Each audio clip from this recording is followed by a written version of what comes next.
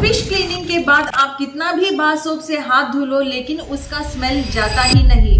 तो आज सिर्फ एक किचन हैक नहीं, उसका पीछे का कॉन्सेप्ट भी समझेंगे। सबसे पहले हम ये समझेंगे कि फिश से जो स्मेल आती है वो फिश से नहीं बल्कि TMA से, जिसे हमने पिछले वीडियो में समझ लिया। लेकिन अब सवाल ये है कि सोप से हाथ धोने के बाद भी क्यों ये फिश का स्मेल रहती है, और उसका रीजन भी वही TMA है, मतलब ट्राई मिथाइल अमाइन, जो एक छोटे छोटे मॉलिक्यूल्स होते हैं।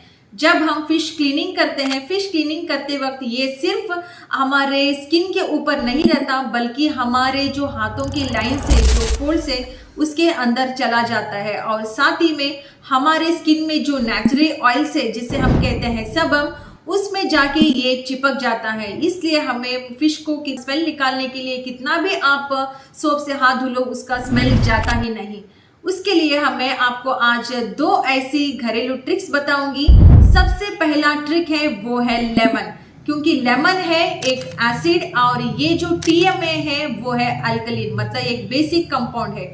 जब सिट्रिक एसिड ये बेसिक कंपाउंड मतलब अल्कलीन जो है TMA है उसके कांटेक्ट में आता है, तब उसका जो केमिकल फॉर्म है वो कंप्लीटली बदल जाता है और बन जाता है एक ओडरलेस सॉल्ट, जिससे कोई स्मेल नहीं आता और आसानी से आप साफ पानी में हाथ धोने के बाद उसका स्मेल निकाल सकते हो। तो इसलिए लेमन सिर्फ स्मेल निकालने के लिए नहीं, उसको न्यूट्रलाइज करने के लिए हम यूज करते हैं। और दूसरा इंटरेस्टिंग ट्रिक है वो है stainless steel.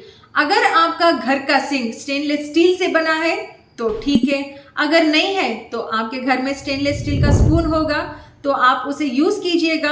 Under running water एक 20 से 30 सेकेंड के लिए आप स्टेनलेस स्टील में अपने हाथ को रब कीजिएगा।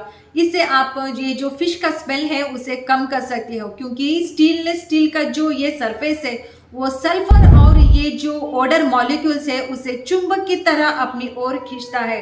तो है ना आसान तरीका। तो ऐसे ही इंटरेस्टिंग लर्निंग के लिए बेकिफाई किचन को फॉलो करके जरूर सब्सक्राइब कीजिएगा। तो चलिए मिलते हैं एक नए टॉपिक के साथ अगले वीडियो में।